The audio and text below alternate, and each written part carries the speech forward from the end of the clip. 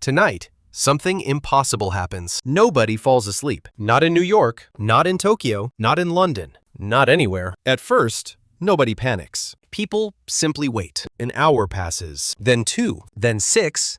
The sun rises. Everyone is still awake. The news calls it strange. Scientists call it impossible. Most people call it temporary. Surely sleep will come eventually. It doesn't. The second night arrives. Nobody sleeps. The third night arrives. Nobody sleeps. And that's when humanity discovers something uncomfortable. Sleep isn't a habit. Sleep isn't a preference. Sleep is a biological requirement. Like oxygen, like water, like food. You can delay it. You can fight it. You cannot replace it. Most people think exhaustion is the biggest problem. It isn't. The biggest problem is what sleep does when you're not paying attention. Every night, your brain performs maintenance. Memories are organized. Emotions are regulated. Damaged cells are repaired. Unnecessary information is removed. Connections are strengthened. Sleep is not the reward after a day of work. Sleep is part of the work. Without it, the system starts accumulating errors. At first, those errors are small. A forgotten password, a lost phone, a missed appointment. Nothing dramatic, just tiny cracks. But modern civilization depends on tiny things working correctly. Traffic lights, power stations, air traffic control, hospitals, financial systems, emergency services. Everything relies on attention, and attention has limits. After 24 hours awake, those limits become visible. Reaction times slow. Concentration weakens. Decision-making deteriorates. People begin making mistakes they normally wouldn't make. A driver misses a red light. A nurse enters the wrong number. A mechanic forgets one bolt. A pilot skips one checklist item. Individually, these mistakes seem harmless. Collectively, they become dangerous because there are billions of people making them, and humanity is only beginning to face the consequences. By the second day, emotional changes begin spreading. People become impatient. Small inconveniences feel enormous. Minor disagreements become arguments. Arguments become conflicts. The brain starts losing control over emotional regulation. Normally, sleep acts like a reset button. Bad experiences fade. Stress levels drop. Perspective returns. Now, there is no reset. Stress continues accumulating. Hour after hour. Day after day. Imagine carrying every irritation from yesterday, and the day before, and the day before that, without relief, without pause, without recovery.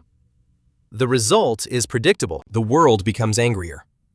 Not because people changed, because their brains stopped recovering. Road rage increases. Domestic conflicts increase. Workplace conflicts increase. Customer complaints explode. Police receive more calls. Emergency rooms become louder. The entire planet becomes emotionally unstable. Then something stranger happens. Reality begins to bend. Not for everyone, not immediately, but gradually. Someone hears their name. Nobody called them. Someone sees movement. Nothing moved. A shadow lingers too long. A face appears in darkness. A figure stands at the end of a hallway, then disappears. Sleep deprivation starts interfering with perception. The brain struggles to separate imagination from reality. This is where hallucinations begin. Not dramatic movie hallucinations, the kind that feel real. A buzzing phone, a distant voice, a moving object, a person who isn't there. And those tiny mistakes become dangerous, especially in places that require precision. A surgeon sees something incorrectly. A pilot misreads an instrument. A truck driver reacts to an illusion. A security officer responds to a threat that doesn't exist. The world keeps functioning, but less accurately and less safely. By day 4, the brain starts forcing another solution: microsleeps. Tiny periods of unconsciousness, sometimes lasting 1 second, sometimes 5, sometimes longer. Your eyes remain open, your body remains upright, but your awareness disappears.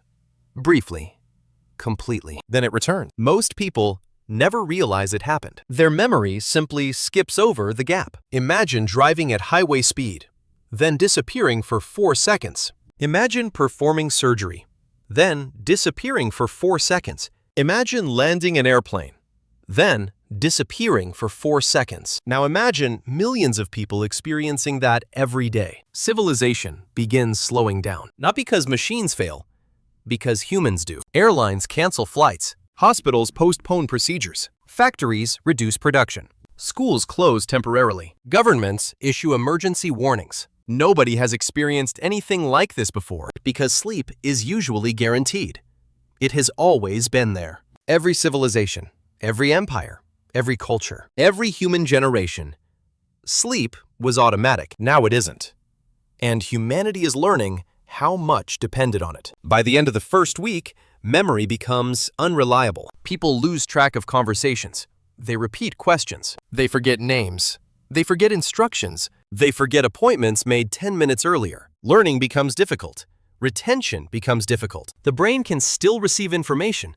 It simply struggles to store it. Imagine reading a page, then immediately forgetting it. Imagine watching a movie, then forgetting half the plot. Imagine meeting someone, then forgetting their face. The world becomes mentally slippery. Experiences no longer stay where they belong. Days blend together.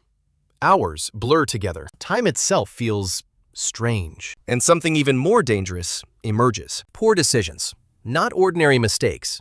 Major mistakes. The kind that affect thousands of people. Because leaders are sleep-deprived too. Presidents, military commanders, hospital directors, power grid operators, air traffic controllers. Everyone. History contains many disasters caused by tired humans. A missed warning. An ignored signal. A delayed response. Now imagine every important decision being made by exhausted minds. The consequences become enormous. Power outages last longer. Supply chains become unreliable. Critical repairs are delayed. Resources are misallocated. Coordination begins failing. Not because people stopped caring, because their brains stopped functioning normally. By day 10, physical health begins declining. The immune system weakens. Inflammation rises. Blood pressure increases. Hormones become disrupted. The body enters a constant state of stress. People become more vulnerable to illness. Infections spread more easily. Recovery becomes slower. Without sleep, the body loses its ability to restore balance. And balance is everything. Humans are remarkably resilient, but resilience requires recovery. Without recovery, damage accumulates. Every system begins carrying a heavier load. Every day becomes harder than the previous one. By the second week, society begins changing. People stop trusting large systems. They focus on smaller groups. Families stay together. Neighbors cooperate. Communities become more important. Local relationships become valuable because large organizations feel increasingly unreliable. Food deliveries arrive late. Public transportation becomes inconsistent. Government communication becomes confusing. Infrastructure becomes fragile. The modern world suddenly feels less permanent because permanence often depends on maintenance. And maintenance depends on alert people. The technology still exists. The roads still exist. The internet still exists.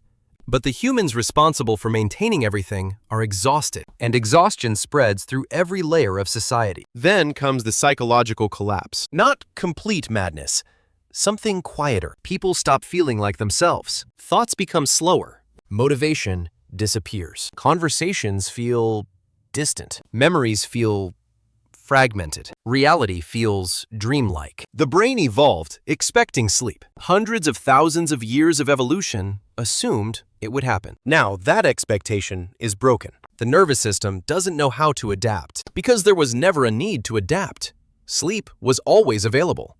Until now. By day 20, many people stop functioning independently. Some struggle to communicate clearly. Others struggle to complete simple tasks. Many become emotionally unstable. Others become detached. The world feels unfamiliar, like a dream that refuses to end. Yet somehow everyone remains awake. The pressure to sleep becomes overwhelming. Every cell wants rest. Every system demands recovery. The brain is desperate. And still, nothing happens. No one sleeps. By day 25, civilization exists mostly in emergency mode. Only essential services remain active. Resources are rationed. Travel becomes rare. Production slows dramatically. Entire industries pause operations. Humanity stops thinking about progress. It starts thinking about survival. And that's when a strange realization appears. The most advanced species on Earth. The builders of cities. The creators of computers. The explorers of space. The inventors of medicine. Are being defeated by something they cannot see. The absence of sleep. Not a virus. not an asteroid, not a war. Just the removal of one biological process. And everything begins unraveling. Because sleep was never optional. It only felt optional. Modern life created that illusion. We sacrifice sleep for work, for entertainment, for productivity, for ambition. We act as if sleep steals time. But sleep never stole time.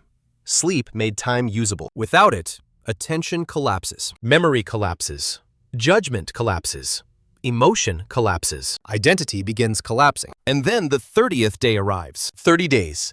720 hours. Not a single human has slept. The question is no longer whether people are tired. The question is what remains of humanity. Many would be dead from accidents, medical emergencies, violence, poor decisions, system failures. Many more would be psychologically shattered, confused, disoriented, detached from reality, unable to trust their own thoughts. The world would still exist. The buildings would still stand. The oceans would still move. The sun would still rise. But civilization would barely recognize itself. And perhaps that's the most surprising lesson hidden inside this thought experiment. Sleep feels passive. It feels unproductive. It feels like nothing is happening. Yet every night, something extraordinary takes place.